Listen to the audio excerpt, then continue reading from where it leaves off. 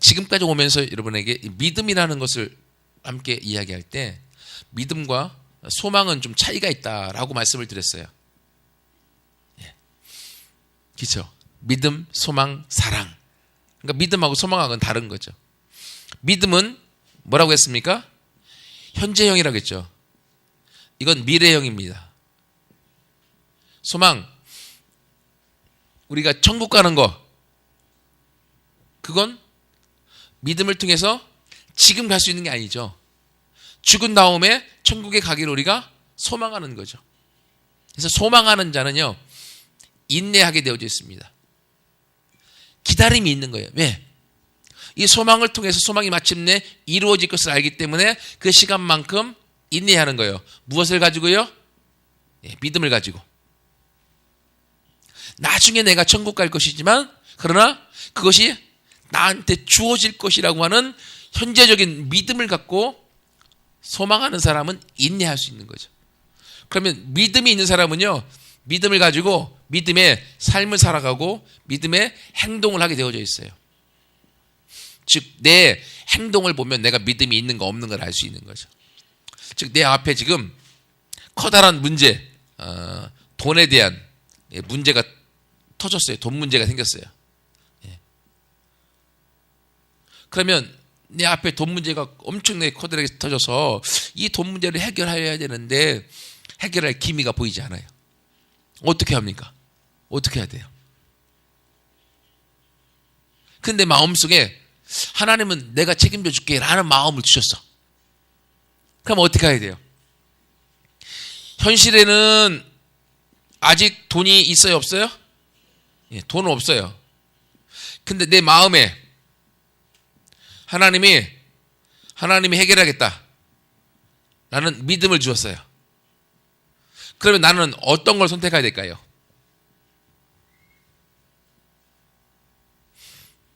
진짜 믿음 있는 사람이라고 하면 하나님이 주신 마음에 믿음을 붙들고 이 돈 문제가 해결됐음을 믿고 웃을 수 있어요. 걱정 안 합니다. 왜? 믿음은 뭐니까? 믿음은 삶으로 행동으로 드러나는 것이기 때문에. 근데 사람인지라 돈은 돌고 도는겨. 돌다가 어떻게 내 안에 딱 와야지 오는 거지. 온다고 마음만 먹는다고 오나? 라고 하는 의심이 들어와요. 사람은 마음속에. 그죠? 누구나 다. 근데 이 의심이 들어오면은 뭐랍니까? 걱정하게 돼 있죠. 왜? 돈에 큰 문제가 있기 때문에 의심이 드는 그 돈 문제 어떻게 해야 돼? 해결을 봐야 되는데. 근데 의심하면 걱정하게 되고 걱정하면 걱정과 믿음은 정반대라 믿음이 사라져버려요. 믿음이 사라져버리면 하나님은 이 믿음을 통하여서 돈 문제를 해결해 주실 것인데 믿음이 사라져버리면 돈 문제가 해결이 돼야 안 돼요? 안 돼요. 안 되고 의심과 걱정을 충만하여서 돈 벼락이 떨어지는 게 아니라 돈 문제에 깔려갖고 엄청난 어려움을 당하게 되어져 있습니다. 그렇기 때문에 믿음은요, 하나님이 내 마음에 주신 사인, 내 마음에 주신 확증을 통하여서 내가 현재형으로, 지금은 눈에 보이지 않지만, 지금은 없지만 있는 것으로, 해결된 것으로 나아가는 거예요. 근데 소망은 뭐라고요? 소망은 뭐라고? 핸드폰 내려놓고. 소망은 뭐라고? 소망은 지금 이루어지는 게 아니에요. 미래에 하나님이 주실 거. 나중에 우리가 천국에 간다든지 또는 나중에 하나님께서 이루어주는 그것들에 대해서 믿음으로 기다리는 거예요. 믿음으로. 근데 가끔은 믿음과 소망이 같이 겹쳐질 때가 있어요. 왜냐하면 소망하는 것은요, 아까 얘기했던 것처럼 믿음을 가지고 계속된 믿음으로 인내하는 거예요. 그럴 때 이 소망이 우리 가운데 나중에 현실이 되어지는 거죠. 근데 소망하는 것이 내 안에 믿음을 갖지 못하면 인내할 수 없죠. 인내할 수 없으면 어떡합니까? 소망을 포기하게 되어죠. 포기하게 되어지면 그 안에서 믿음도 포기되어오는 거죠. 그래서 초대교회 때 예수 믿는 사람들이 엄청나게 핍박을 당했잖아요. 여러분 사도행전도 보면 예수님의 제자들과 사도들이 엄청나게 핍박을 당했잖아요. 그죠? 그래서 막 매 맞고, 그리고 감옥에 갇히고, 그리고 재판받고, 스데반은 돌멩이 맞아 죽고, 막 이런 엄청난 어려움들이 있었어요. 근데 더 재미난 건 극도의 핍박과 박해가 있었어요. 근데도 불구하고 복음은 어떻게 됐어요? 복음은 더 잘 전파됐죠. 어떻게 가능할까요?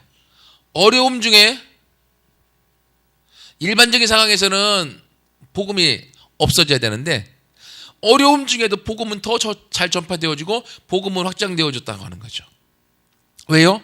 그리스도인들에게는 믿음이 있었고 그들은 죽어봤자 천국 간다라고 하는 소망이 있었기 때문에 계속된 어려움이 이들의 삶에 계속적으로 찾아온다 할지라도 현실적인 믿음을 갖고 이들은 계속 인내하면서 그들의 죽음으로 하나님의 천국을 누린 거죠.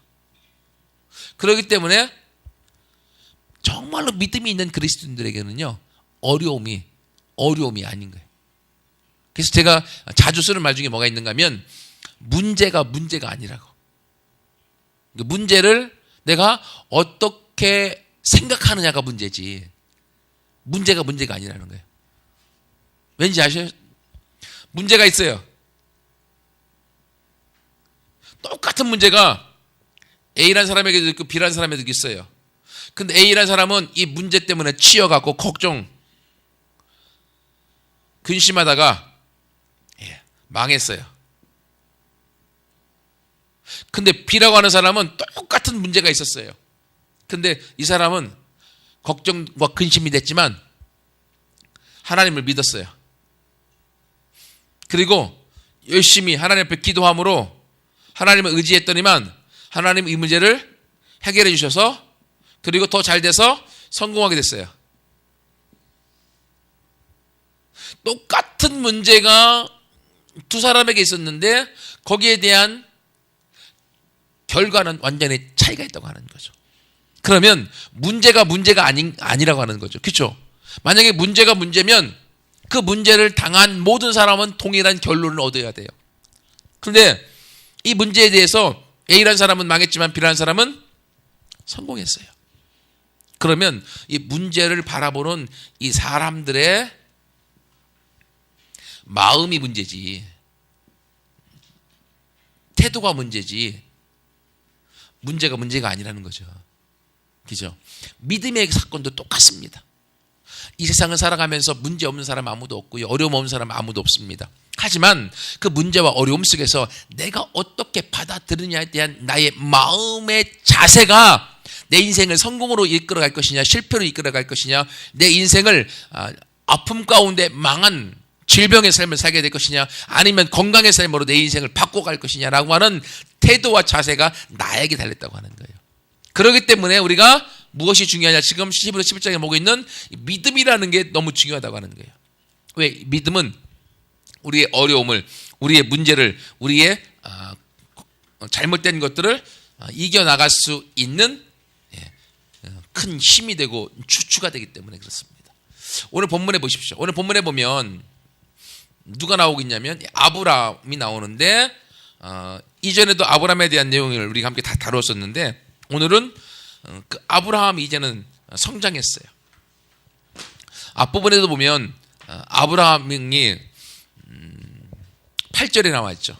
믿음으로 아브라함은 부르심을 받았을 때 순종하여 장래 유업을 받을 땅에 나아갈새 갈 바를 알지 못하였지만 그가 믿음으로 나아갔다. 그리고 그가 믿음으로 이방 땅에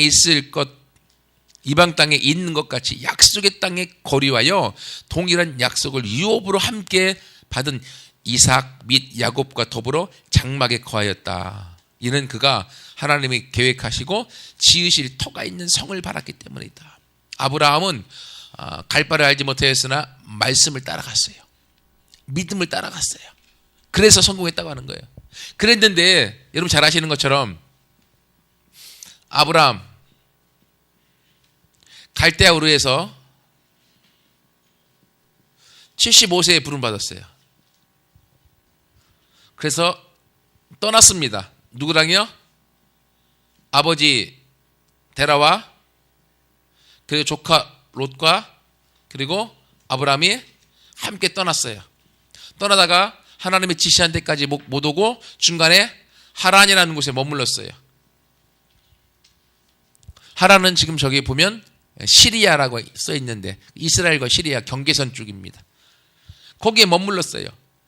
근데 하나님이 창세기 12장 1절에 아브라함아 너는 너의 본토 친척 아비 집을 떠나라 라고 했죠. 본토도 떠났습니다. 아비 집은 떠났지만 아버지는 안 떠났어요. 그렇죠?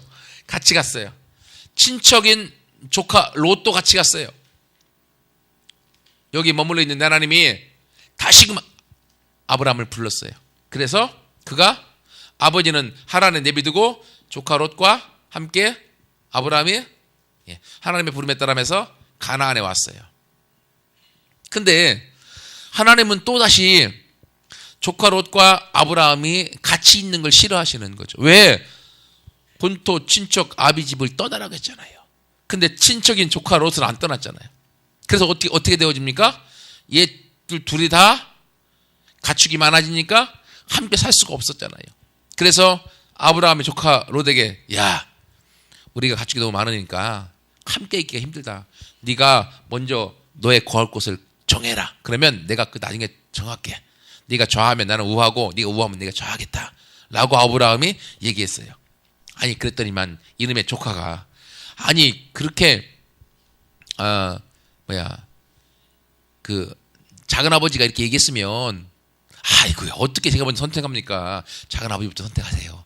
라고 이렇게 형님 먼저 이렇게 양보를 했어야 되는데 낼 놈 지가 먼저 선택을 했잖아요. 그죠?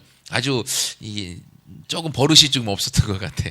왜냐하면 조카 롯 아브라함은 말씀을 따라갔지만 조카 롯은 아브라함을 따라갔다라고 얘기를 하고 있어요. 그래서 헤어지자고 할 때 조카 롯이 보니까 어디가 좋아요? 저기 보이는 소돔과 고모라가 보기에 너무 번성한 땅이고 너무 좋은 거예요. 막 푸른 초장도 많고 그러니까 여기로 갔어요. 그리고 아브라함은 그냥 산지에 남았어요. 근데 나중에 봤더니만 이 땅이 가장 부패했던 땅이었다. 것을 우리가 알게 되어지죠. 이런 과정들을 겪으면서 이제는 아브라함만 남았습니다. 하나님이 아브라함을 훈련시켜서 혼자 남은 창세기 15장에 보면 내가 이제는 너에게 하늘의 별과 같이 너의 자손을 많게 해주겠다 라고 하는 약속을 해줘요. 그랬더니 아브라함이 그것을 믿었다. 믿으니까 하나님이 창세기 15장에 믿으니까 하나님이 이것을 의로 여기셔서 네가 의롭게 됐다라고 인정해 줍니다. 그 다음에 이제 하나님께서 아브라함에게 이야기하기를 하나님이 아브라함에게 주었던 이 축복 가운데 어떤 것이 있습니까? 내가 너에게 지시할 땅으로 와라. 땅을 주겠다. 그리고 너의 자손이 번성케 하겠다. 그리고 네가 복이 되게 하겠다. 그래서 네가 가는 곳마다 복을 받고 너를 향하여서 누가 나쁜 말하면 그 사람은 저주를 받게 될 것이다. 그래서 하나님이 이제는 가나안이라고 하는 땅으로 인도하셨어요.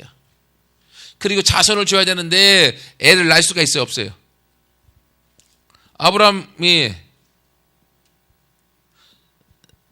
살해하고 애를 못 낳는 거예요. 애를. 그리고 하나님은 분명히 우리 자손을 하늘의 별처럼 땅의 모래알처럼 많이 주겠다고 했는데 근데 애가 있어요? 없어요?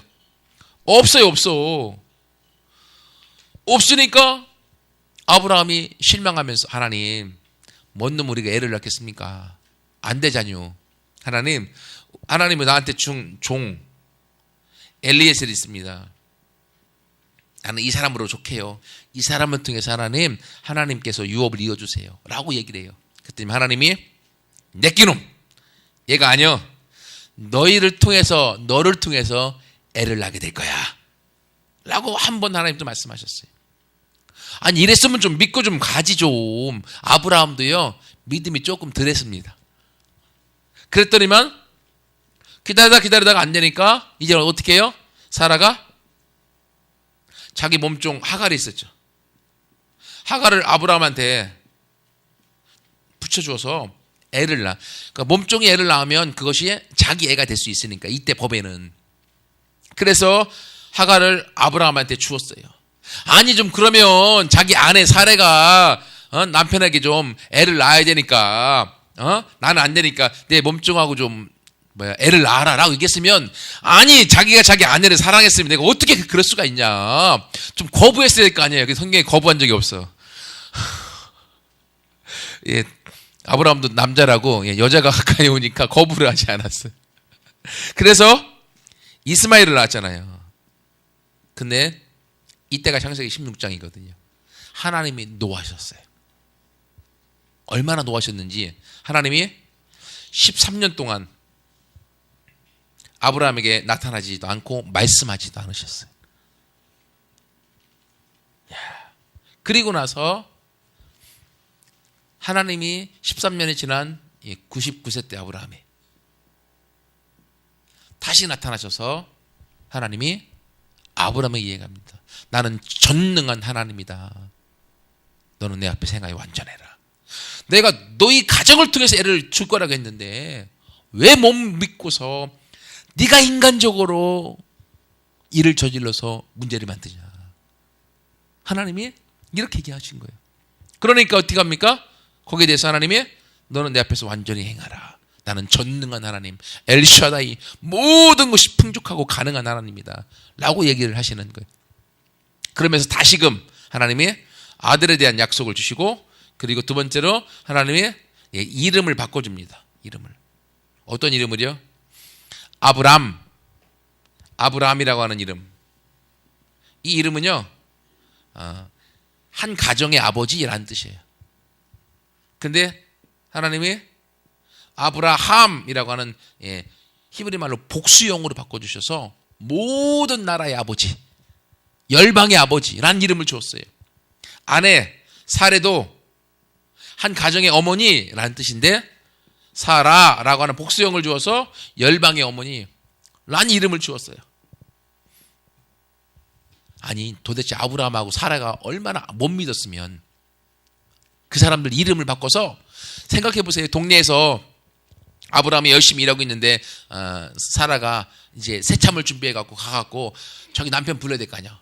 아브라함 밥 먹어요 부를 거 아니에요. 그러면 그게 무슨 소리예요?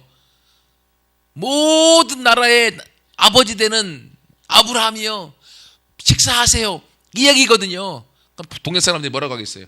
아니 쟤들이 애를 못 낳더니만 실성을 했구먼. 기잖아요. 애를 못 낳으니까 애를 갖고 싶어갖고 실성을 했구나.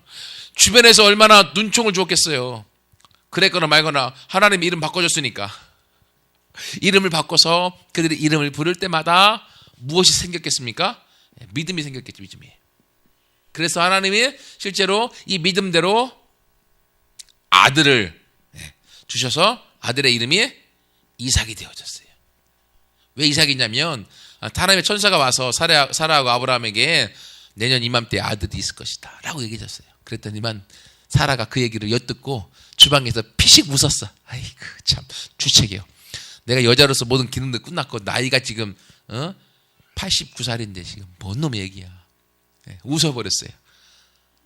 그랬는데 그 천사가 그 웃은 것까지도 차리고서 사라한테 가서 네가 웃었지? 내가 아들을 준다고 했는데 네가 웃었지? 깜짝 놀래갖고 안 웃었어요. 네가 웃었잖아. 안 웃었다니까요. 네가 웃은 것처럼 내년 이맘때에 아들이 있을 것인데 그 이름을 웃음이라고 줘라. 그래서 이삭이 웃음이란 뜻입니다. 사람은 믿음이 없어갖고 하나님이 하시는 말씀을 겸연쩍게 웃고, 그리고 그냥 뭐라고 할까, 믿음이 아니라 그냥 실없이 웃는 모습임에도 불구하고 하나님은 그 모습을 받아서 실제 아들을 주어서 진정한 그 삶에 웃음을 가져다 준 거예요. 이러니 하나님의 복을 받은 아브라함과 이삭이 됐잖아요. 여기서부터 이제 하나님께서 하나님의 자손이 번성케 되어져서 이스라엘 나라가 나오고, 이 나라를 통해서 하나님께서 전 세계로 이스라엘을 뻗쳐갔던 것들이죠. 근데 여기까지만 보면 너무 좋은 거야. 너무 좋은데, 야, 하나님이 너무 하시지. 오늘 본문에 이제 들어가면 뭐라고요? 오늘 본문에 보면 17절에 아브라함은 시험을 받을 때에 믿음으로 이삭을 드렸다 아니 좀 이렇게 커서 이제 약속된 아들이 왔으면 이제는 아브라함과 사라도 나이가 좀 들었고 이제는 하나님께서 이삭을 통해서 하실 일만 좀 바라보면 얼마나 좋을까. 이삭이 이제 청소년기가 됐을 것 같아요. 나이가 좀 어린이는 아니고 조금 이제 주아보다 좀 더 컸을 것 같아요. 10살 정도 되지 않았을까. 됐는데 어떤 일이 있는가 하면 하나님이 주신 아들이잖아. 그러면 하나님을 아브라함과 사라가 더 사랑해야 될 것인데 사랑하지 않고 어떻게 됐냐면 이 아들이 너무 좋아갖고 그냥 사라는 치마 속에 아들을 품고 살고 아브라함도 이 아들만 보고 그냥 행복하게 지내는 거야. 하나님이 주신 약속의 아들을 어떻게 했다고요? 아브라함이 하나님보다 아들을 더 사랑한 거예요. 그러니까 하나님이 이대로는 안 되겠다. 하나님이 아브라함에게 본래 갈대아 우르에서 불러서 여기까지 믿음으로 이끌어와서 아들까지 주었는데도 불구하고 그 아들에게 파묻혀 있는 아브라함과 사라를 보면서 이제는 하나님이 결단합니다. 마지막 시험을 하시는 거예요. 마지막 시험. 어떤 아들? 어떤 시험이요? 하나님이 더 중요하냐? 아들이 중요하냐? 100세에 얻은 아들. 엄청난 아들이죠. 하나님과 아들 중에 누구를 또 선택할 것이냐? 그래서 하나님이 아브라함에게 너는 네 100세에 낳은 아들 이삭을 번제로 잡아갖고 죽여갖고 제사를 드리라 라고 말씀하신 거예요. 이러니 아브라함의 정신이 바짝 났겠죠. 그렇죠? 이야 이대로는 안 되겠다. 그러면서도 불구하고 아브라함 안에는 자신의 인생의 여정 가운데 하나님이 함께해 주었고 하나님이 이 아들을 통해서 자손을 줄 것이라고 하는 믿음을 자기가 다시금 기억하고 갖게 됐던 거죠. 그러니까 하나님이 아들을 잡아서 죽이라고 하면 아들을 잡아서 죽이면 하나님이 다른 아들을 주실 것이요. 다른 아들을 나이가 너무 늙어서 안 주실 것이면 이 아들이 죽어도 하나님이 살리실 것이라고 하는 믿음을 아브라함이 가졌다고 하는 거예요. 그러니까 이 말을 듣자마자 아브라함이 그 다음 날 그 믿음을 가지고 아내하고 상의하지 않았습니다. 만약에 사라하고 상의했으면 죽어도 제사 드리러 못 가요. 그죠? 그 엄마가 어떻게 보낼 수 있겠어? 못 보내죠? 그죠? 집사님? 못 보내. 보낼 엄마들이 없어요. 못 보내. 근데 아브라함은 사라에게 얘기하지 않고 아침 일찍 제사 드릴 모든 준비를 해서 떠납니다. 그리고 가서 아들 이삭을 묶어놓고 칼로 쳐서 잡으려고 하는 그때에 누가 더 급합니까? 누가 더? 천사가 급해가고 아브라함아 죽이지 마. 이제야 네가 나를 정말로 사랑하는 줄 내가 알겠다. 하나님은 아들 이삭을 죽이기 원했던 게 아니라 아브라함의 믿음을 확인하기 원했던 거죠. 그렇죠? 그래서 이 아브라함이 믿음의 조상으로 합당한지 합당하지 않는지 하나님이 그 모습을 보기 원하셨던 거예요. 여러분 여기서 우리가 함께 생각해 봐야 될 것은 어쩌면 우리가 하나님을 사랑하고 예배를 드리고 하나님을 지금까지 섬겨오면서 이유 없는 고통 나뿐만이 아니라 우리 가정의 자녀들에게 자손들에게 이유 없는 막 문제들이 터져서 계속적인 힘듦이 있었을 수도 있습니다. 근데 왜 이런 고통과 왜 이런 문제가 찾아올까요? 즉, 왜 아들 이삭을 잡아 죽이려고 하는 이런 문제가 찾아올까요? 아들 이삭의 문제일까요? 아브라함의 문제일까요? 아브라함 문제죠. 하나님은 먼저 먼저 가정에서 세임바된 부모님에 따라서 부모님의 믿음을 보고 그 부모님의 믿음에 따라서 자녀들에게 복이 흘러가느냐 아니면 문제가 흘러가느냐 결정나는 거예요. 그렇기 때문에 우리가 하나님 앞에서 바로 쓰게 되어지면 부모님이 바로 쓰면 그 바로 쓴 믿음이 몇 대까지 복이 흘러간다고 성경에요? 1000대까지 하나님이 그 복을 흘려보낼 것이지만 우리가 믿음 안에 서 있지 않고 우리가 저주 안에 있으면 그 죄가 3, 4대까지 흘러가게 될 것이다 라고 얘기해 주고 있는 거죠. 그리고 이 아브라함이 아들 이삭을 드릴 때에 하나님은 이삭을 드린 그 믿음을 보시고 그 믿음을 통해서 하나님께서 이제는 이 아들 말고 거기 갔더니만 양이 있었지, 양이. 예. 그래서 대신 양을 하나님이 양을 준비하셔서 제사를 드리게 만드셨죠. 그래서 여기를 여호와 이레라고 불러주죠. 왜? 하나님이 미리 아들 이삭 대신에 양을 준비해 놓으셨고, 이 양을 준비함으로 하나님은 우리의 삶에 있어서 모든 걸 준비시켜 주시는 분이다. 예비하시는 하나님, 그분이 우리의 하나님이라고 하는 거예요. 여러분, 그런데 이 양이 누굽니까? 신약에 오면 요한복음 1장에 세상 죄를 지고 가는 하나님의 어린 양을 봐라. 예수님. 이 예수님이 되어지는 거예요. 그래서 우리가 날마다 예수님을 나의 어린 양으로 우리가 받아들이고, 예수님이 나를 위해 십자가에 돌아가셨고 예수님이 나를 위해 자신의 모든 걸 버리셨음을 온전히 믿는 사람들은 그 믿음을 통하여서 그 사람의 인생의 앞길을 누가 인도해 준다고요? 여호와 이레, 하나님이 이끌어 주시고 인도해 주시는 축복을 경험하게 되어지는 거예요. 우리 하준이 이름이 무슨 뜻이라고 말씀드렸죠? 하나님이 준비한 사람, 하나님의 준비된 아들, 하나님이 준비한 아들, 하준. 그게 여호와 이레의 뜻이에요. 왜냐하면 하나님이 하준이 출산할 때, 임신할 때 하나님이 내가 모든 걸 다 준비했다 라고 말씀하시고 준 아들이시니까. 그래서 하준이를 보면 여호와 이레, 하나님이 준비해 놓으셨다고 하는 것을 확증으로 우리는 보는 거예요. 아무리 우리 앞에 문제가 있고 어려움이 있고 힘듦이 있어도 하준이를 보면 하나님이 모든 걸 준비하셨다 라고 말씀하셨고 준 아들이기 때문에 그 믿음을 가지고 하나님의 여호와 이레의 앞길을 어떻게 이끌어 가실지에 대한 기대감, 믿음을 통해서 우리가 바라보게 되어져 있는 거예요. 여러분, 오늘 본문에서도 아브라함이 이삭을 드릴 때에 믿음으로 드렸을 때 어떻게 했다고요?